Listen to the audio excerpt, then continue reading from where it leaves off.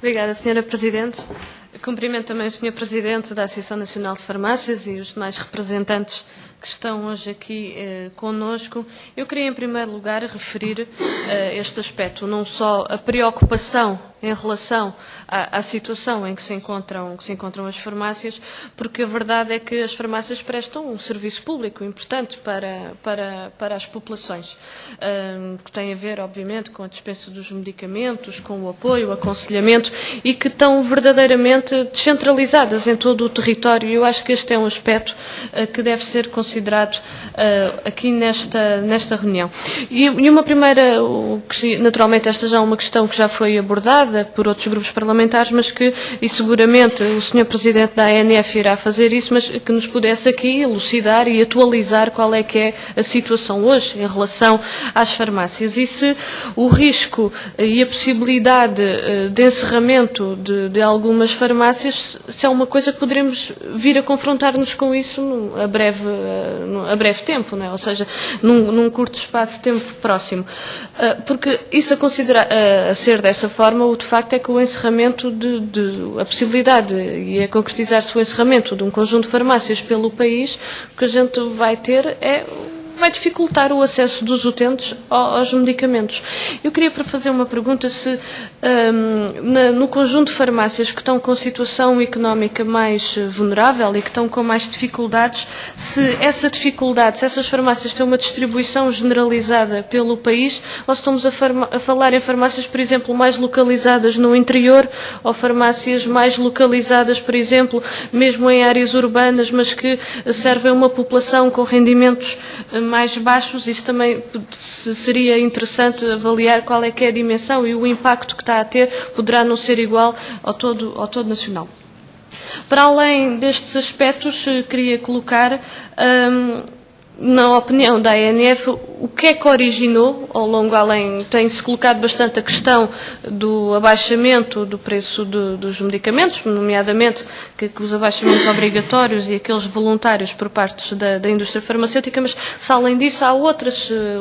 que outros fatores contribuíram para a situação em que hoje se encontram as farmácias. E depois há aqui um aspecto que neste quadro nós não podemos desligar, porque a verdade é que nós temos assistido aquilo que são as políticas não só deste Governo, mas também do anterior Governo, em relação ao Serviço Nacional de Saúde. Nós temos assistido a políticas de desinvestimento, em várias vertentes dessas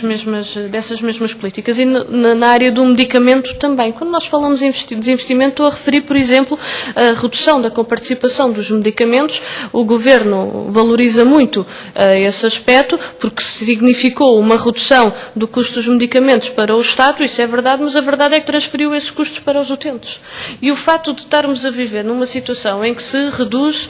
os salários, em que se reduz prestações sociais, em que nós temos dos salários baixos, em que as reformas são baixas, a verdade é que o poder de compra por parte dos utentes está cada vez mais reduzido, tendo reduzido também a disponibilidade por parte dos utentes para adquirirem os medicamentos que necessitam para os seus tratamentos, também está cada vez mais dificultada. Nós recebemos no grupo parlamentar do PCP diversos contatos, também recebemos várias informações de farmácias da sua dificuldade, mas recebemos também por parte dos utentes que não têm disponibilidade, que não conseguem adquirir todos os medicamentos. E isto, naturalmente, na nossa opinião, mas também era uma questão que eu gostava que pudessem comentar, se isto também terá contribuído para a redução da compra dos medicamentos por parte dos utentes, porque muitos não compram aqueles que deveriam comprar porque não têm a disponibilidade para isso. Aliás, de acordo com dos últimos dados em relação aos medicamentos e ao dito mercado dos medicamentos no nosso país, a verdade é que se registra um aumento dos custos da fatura das famílias nesta área, nos medicamentos e nas farmácias. Basta fazer as contas, os dados estão lá colocados, nós estamos só a fazer a análise dessa mesma realidade. E a verdade é que a redução da coparticipação dos medicamentos teve aqui implicações graves, no nosso ponto de vista, negativas, quer para os utentes porque dificultou, mas quer também para as farmácias. Uma última questão que eu queria colocar era, há dívidas do Governo às farmácias Caso existam essas dívidas, queria perguntar qual é que é o atraso dos pagamentos e qual é que é o montante, e havendo dívidas, se já foi efetuado se há algum compromisso por parte do Governo para o seu cumprimento. E disse, Sr. Presidente. Eu queria fazer aqui uma referência, porque há pouco assistimos aqui quase uma tentativa de transferir responsabilidades entre o PS e o PSD sobre quem é que negociou ou não negociou o Pacto de Agressão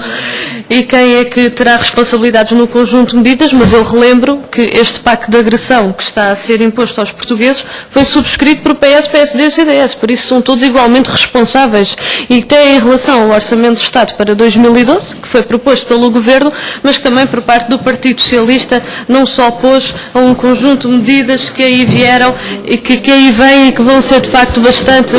penalizadoras para os portugueses. Por isso, quando se refere a esta questão do ataque à saúde, dos investimentos e das medidas que são resultantes do Pacto de Agressão, aí os responsáveis estão aqui bem claros de quais é que são.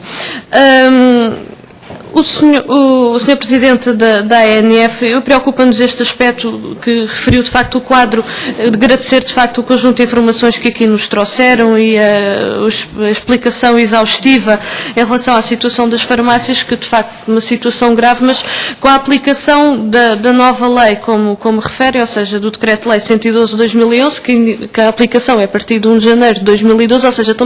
falou num quadro em que, sem esta nova lei, não é? Ou seja, e na leitura por parte da ANF, o que prevê é um agravamento desta situação. Em relação à despesa dos medicamentos, eu queria só fazer aqui também dois comentários. De facto, há um conjunto de medidas que poderiam ser adotadas, aliás, já podiam ter sido adotadas por vários governos que têm sido propostas, nomeadamente propostas pelo PCP, não é? Não só uma intervenção mais forte junto da indústria farmacêutica, a questão da dominação comum internacional que estamos agora a discutir na especialidade aqui na Assembleia da República, que também permitiria, quer ao utente, quer ao Estado, permitiria ao utente um maior acesso aos medicamentos, permitiria ao Estado também custos mais baixos para manter naturalmente e garantir aos utentes os medicamentos de que necessita, mas eu queria aqui referir uma outra proposta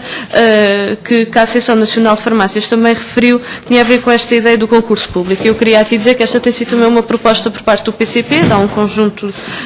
há vários tempos.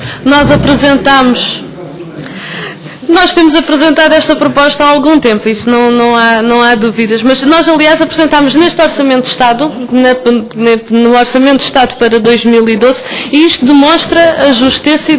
justeza e o rigor também das propostas que o PCP vai apresentando nas várias matérias. Mas dizer que nós apresentámos essa mesma proposta no Orçamento de Estado e que foi rejeitada. Obviamente que não iremos desistir, iremos continuar a defender aquilo que nós consideramos que é correto, mas além do concurso público, que permitiria adquirir um conjunto de medicamentos, ou seja, por princípio ativo, depois obviamente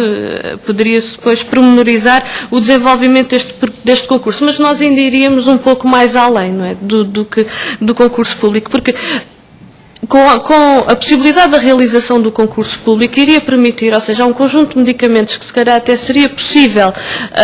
dispensar gratuitamente aos cidadãos quando o custo seja inferior do que o Estado garantir a respectiva comparticipação em relação a esse mesmo medicamento. E isto voltaria também para o Estado, porque nós estamos a falar em situações onde seria mais barato e que permitiria também a adesão ao utente, naturalmente que a realizar-se uma medida deste género teria que se envolver todos os intervenientes do setor, sem sombra de dúvidas. Mas, de facto, o que eu queria aqui colocar e demonstrar é que há, de facto, várias propostas que poderiam ser adotadas, que não têm custos superiores para o Estado, muito pelo contrário, permitiria uma maior adesão, que é sempre uma questão colocada, uma maior adesão à terapêutica e garantir que todos os cidadãos e todos os utentes pudessem